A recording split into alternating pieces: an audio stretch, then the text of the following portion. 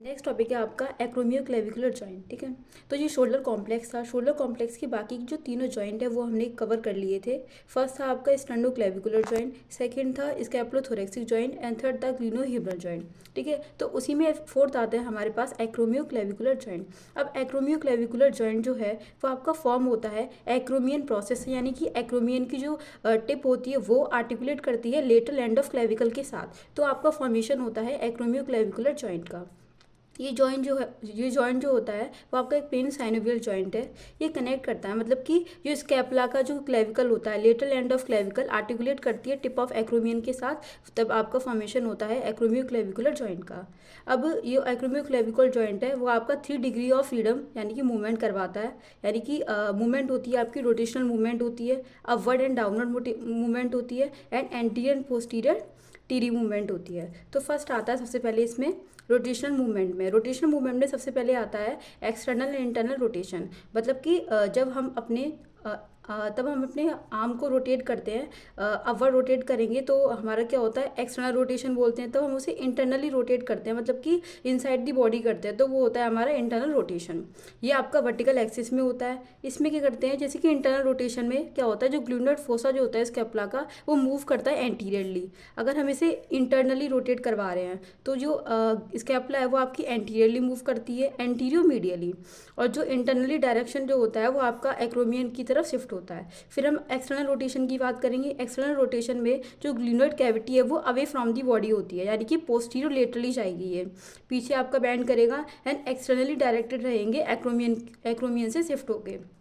फिर आता है इस रोटेशन का सिर्फ एक ही काम होता है, ये मेंटेन करके रखता है स्कैपुला को लेटर वॉल ऑफ थोरैक्स के साथ। मतलब कि जो स्कैपुला होती है वो आपकी कनेक्ट रहे थोरैक्स के साथ, ये आपका रिस्पॉन्सिबल होता है इंटरनल एक्सटर्नल रोटेशन के लिए and during the movement of clavicle, और ये क्लेविकल की भी मूवमेंट करवाता है। सिंपल सा कहने का मतलब ये था कि इंटरनल एक्सटर्नल रोटेशन में इंटरनली रोटेट करेंगे स्कैपुला को, तो जो ग्लिनोइड फोसा होता है स्कैपुला का वो मूव्स करता है एंटीरियो मीडियली, और एक्सटर्नल रोटेशन करेंगे तो वो आपका मूव करेगा पोस्टीरियो लेटरली। ठीक, फिर उसके बाद इसका जो पर्पस है, मेन पर्पस यही है कि जो स्कैपुला की जो पोजीशन होती है, यानी कि जो स्कैपुला है वो आपका थोरैक्सिक वॉल के साथ कनेक्ट रहे, जिसकी हेल्प से जो क्लेविकल है वो भी आपकी लेटरली रोटेट रहे।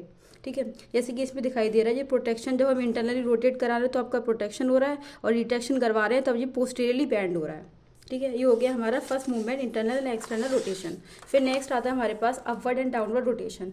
अपवर्ड एंड डाउनवर्ड रोटेशन में ये आपकी ऑब्लिक एक्सिस में होती है, और ये पास करती है एक्रोमियन क्लेविकुलर जॉइंट से परपेंडिकुलर होती है प्लेन ऑफ स्कैपुला के। मतलब कि ये हमारा स्कैपुला है, ठीक है, जिसके परपेंडिकुलर होगी। जब हम इसे अपवर्ड मूवमेंट कराते हैं, अपवर्ड रोटेशन, तो हम स्कैपुला को अपवर्ड रोटेट करा रहे हैं, तो ये आपका क्या होगा, ग्लूनर फोसा जो है वो मूव करेगा अपवर्ड। जब जो ग्लूनर कैविटी से अटैच है तो ग्लूनर फोसा जो होता है वो भी आपका अपवर्ड रोटेट करता है, और इसकी हेल्प से क्या होता है, जो इंटर आर्टिकुलर स्पेस जो होता है वो इसका इंक्रीज हो जाएगा, क्योंकि इसमें बीच में जो स्पेस होगा ग्लूनर फोसा के अंदर, उसमें जो इंटर आर्टिकुलर स्पेस है वो बढ़ जाएगा जब उसे हम अपवर्ड रोटेट कराएंगे तो। फिर दूसरा होता है हमारे पास डाउनवर्ड रोटेशन। जब ग्लूनर फोसा को हम मूव करते हैं डाउनवर्ड, यानी कि स्कैपुला को जब हम डाउनवर्ड रोटेट कराएंगे तो जो इंटर आर्टिकुलर स्पेस है वो इसका कम हो जाएगा। इसमें जो रेंज ऑफ मोशन है वो 30 डिग्री का होता है। ठीक, फिर थर्ड आता है हमारे पास एंटीरियर एंड पोस्टीरियर टीरी। ये आपका कोरोनल एक्सिस में होता है। इसमें क्या करते हैं हम, जो एक्रोमियन टीरी है वो आपकी मूव करती है फॉरवर्ड एंटीरियरली, तो रिड्यूस करेगा सब एक्रोमियर स्पेस। मतलब कि जैसे कि ये आपका ग्लिनोइड, यहाँ पे ये ग्लिनोइड फोसा है, ठीक है, तो जो एक्रोमियन प्रोसेस है, एक्रोमियन टीरी है, यहाँ पे मूव करती है फॉरवर्ड। अगर ये आपकी फॉरवर्ड मूव कर रही है, आगे की साइड मूव कर रही है, तो ये क्या करेगा, इसमें जो अब आगे की साइड मूव करेगा तो जो हीमरस है वो थोड़ी मतलब डिटैच सी हो जाती है एक्रोमियन कैविटी के साथ।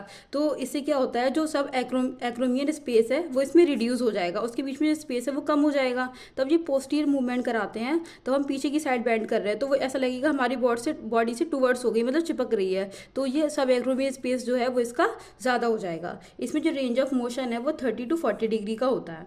इसका मेन पर्पस, मतलब जो ये जो मूवमेंट्स है इनका मेन पर्पस यही है कि जो स्कैपुला है वो कांटेक्ट में रहे थोरैक्सिक वॉल के, थोरैक्स के एंड रिब केस के, जिसकी वजह से जो स्कैपुला के स्टेबलाइजेशन जो है वो मेंटेन होके रहे।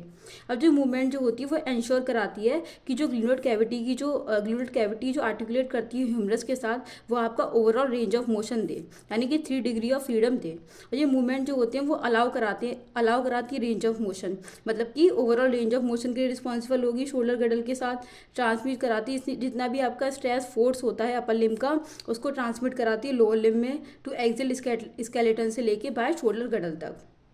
ठीक है, तो जो एक्रोमियोक्लेविकुलर जॉइंट है, सबसे पहले हमने इसमें देख लिया इसका जनरल इंट्रो कि ये एक्रोमियोक्लेविकुलर जॉइंट क्या होता है, इसमें मूवमेंट किस टाइप की होती है। इसमें मेजरली आपकी 3 टाइप्स की मूवमेंट थी, rotational movement, upward and downward movement and anterior and posterior टेरी। पहले था internal external rotation. External rotation में यही था, अगर इंटरनली रोटेट कर रहे हैं हम तो जो ग्लूनोड फोसा है वो आपका एंटीरियो मीडियली रोटेट करेगा, और एक्सटर्नल रोटेशन कर रहे हैं तो पोस्टीरियर लेटरली रोटेट करेगा। फिर था upward and downward rotation. Upward rotation में जो स्कैपुला है वो आपकी एलिवेट हो जाती है, और डाउनवर्ड में स्कैपुला आपकी पोस्टीरियर लेटरली हो जाती है। फिर था एंटीरियर पोस्टीरियर टेरी। इसमें जो ग्लूनोड फोसा है इसमें जो सब एक्रोमियन स्पेस है वो आपका बढ़ जाता है पोस्टीरियर मूवमेंट में, और रिड्यूस हो जाता है एंटीरियर मूवमेंट में। बस इतना ही।